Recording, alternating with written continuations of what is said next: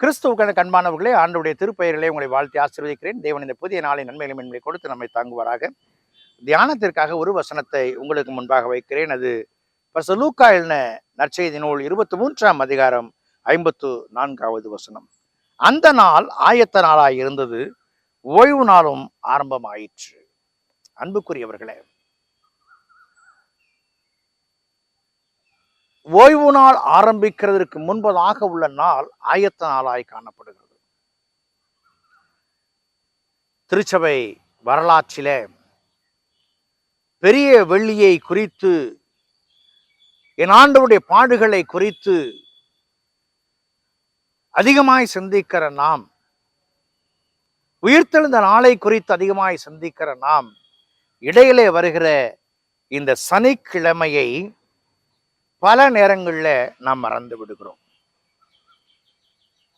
இது எப்படி என்று சொன்னால், பழைய ஏற்பாட்டுக்கும் புதிய ஏற்பாட்டுக்கும் இடையில வருகிற இன்டர் டெஸ்ட்மென்ட் பீரியட், அங்கே நடைபெற்ற மெக்கபியன் வார், சிலுவை போர், இவற்றை குறித்து நாம் எப்பொழுதும் சிந்திப்பதே கிடையாது.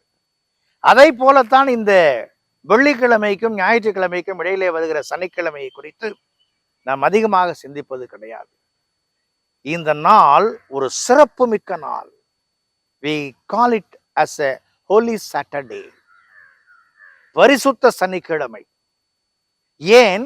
இறைவனுடைய சரீர மரணத்திற்கு பின்பதாக அவருடைய ஆன்மா பாதாளத்திலே இறங்கி அங்கு இருந்த ஆவிகளுக்கு மீட்பின் நற்செய்தி அறிவித்ததாக ஆராய்ச்சியாளர்கள் கூறுகிறார்கள்.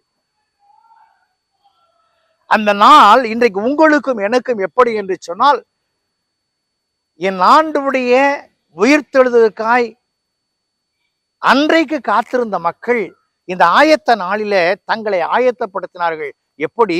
ஜெபத்தோடு என் ஆண்டவருடைய உயிர்த்தெழுதலுக்காக. ஒரு சாரர் காத்திருந்தார்கள், இவர் உயிர்த்தெழுவேன் என்று சொன்னார், என்ன செய்ய போகிறார் என்று சொல்லி பரபரப்போடு இருந்தார்கள் அந்த சனிக்கிழமையில. ஆனால் விசுவாச கூட்டத்தார் இறைவனுடைய வருகை எதிர்நோக்கினவர்கள் என்ன நடக்கும் என்ற இயக்கத்தோடு ஆயத்தப்பட்டார்கள்.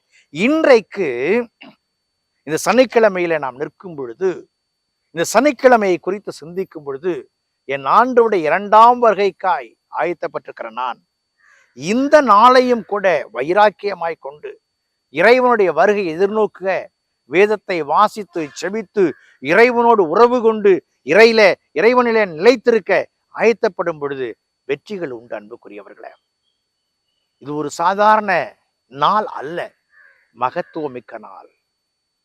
உயிர்த்தெழுதலுக்கு முன் வருகிற ஆயத்த நாள். இறைவனுடைய வருகை எதிர்நோக்கி இருக்கிற உங்களுக்கும் எனக்கும் இறை வருகைக்காய் ஆயத்தப்படுத்துகிற நாள். அந்த எண்ணங்களோடு அர்ப்பணிப்போம், கடந்து செல்வோம். இறைவன் நம்மை நடத்துவார். ஜெபம் செய்வோம். பரிசுத்தமும் கிருபையும் நிறைந்த நல்ல ஆண்டவரே, இந்த நாளுக்காய் இந்த வேளைக்காய் நன்றி செலுத்துகிறோம். இந்த ஆயத்த நாள்ல உம்மோடு நாங்கள் மன்றாடுகிற மன்றாட்டுகளுக்கு பதிலை கொடுத்து உம்முடைய வருகை எதிர்நோக்கி இருக்கிற நாங்கள் உம்மை தரிசிக்க உதவி செய்யும். பேசும் இயேசுவில் ஜெபிக்கிற ஜெபங்கள் பிதாவே, ஆமேன்.